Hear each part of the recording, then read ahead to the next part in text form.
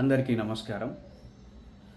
Law of attraction మీద ఎన్నో కార్యక్రమాలు, ఎంతోమంది యూట్యూబ్ ఛానల్లో ప్రసంగాలు,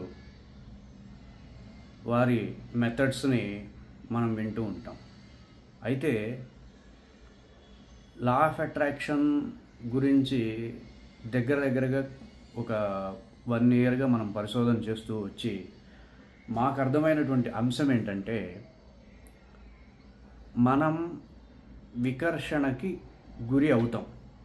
ఫస్ట్ మనం వికర్షణకి గురి అయ్యే విధానాన్ని మనం అర్థం చేసుకుంటే లా ఆఫ్ అట్రాక్షన్ని మనం పూర్తి స్థాయిలో అర్థం చేసుకోగలుగుతాం.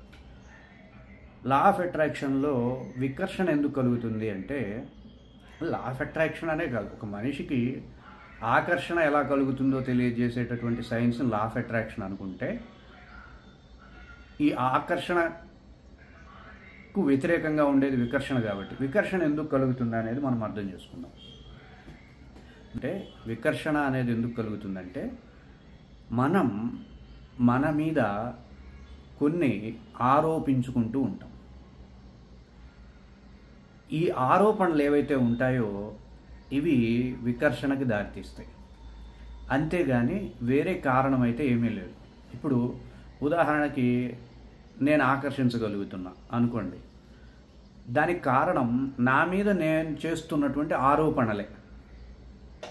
ఇప్పుడు నేను వికర్షింపబడుతున్నా అంటే వికర్షిస్తున్నా. వికర్షణ అంటే ఏంటంటే, నేను అనుకున్నది జరగకపోవడం, నేను అనుకున్నది నేను పొందలేకపోవడం, నేను చెయ్యాలనుకున్నది చేసినా దాని ఫలితం రాకపోవడం, ఇలాంటి అంశాల యొక్క సమాహారాన్ని వికర్షణ అంటాం. ఇప్పుడు ఈ వికర్షణకు కారణం ఏంటి? ప్రధానమైన కారణం ఏంటి? నా మీద నేను చేసుకుంటున్నటువంటి ఆరోపణలు. ఈ ఆరోపణలు మీరు గమనిస్తే, ఉదాహరణకి నేను ఎందుకు పనికిరానా, నేను దేనికి పనికిరానా, నేనేమి చేయలేనా, నా వల్ల కాదా, నా వల్ల అవ్వట్లేదు, నేను ఏం చేసినా పని కావట్లేదు, నేనేం చేసినా సంతోషంగా లేను, నాకెవ్వరూ సహాయం లేరు, నేను ఎంతసేపు అని గెలవడానికి ప్రయత్నం చేయగలను. ఇట్లాంటి ఆరోపణలు అనేవి మనం చేస్తూ ఉంటాం. ఈ ఆరోపణలకు ఉండేటటువంటి లో ఫ్రీక్వెన్సీ, లో ఎనర్జీ ఫ్రీక్వెన్సీ అనేది దానితో అనుసంధానం అవ్వడం వల్ల ఈ విధమైనటువంటి అఫర్మేషన్గా మారుతుంది. ఎప్పుడైతే అఫర్మేషన్గా మారిందో ఇది వికర్షణకి దారితీస్తుంది.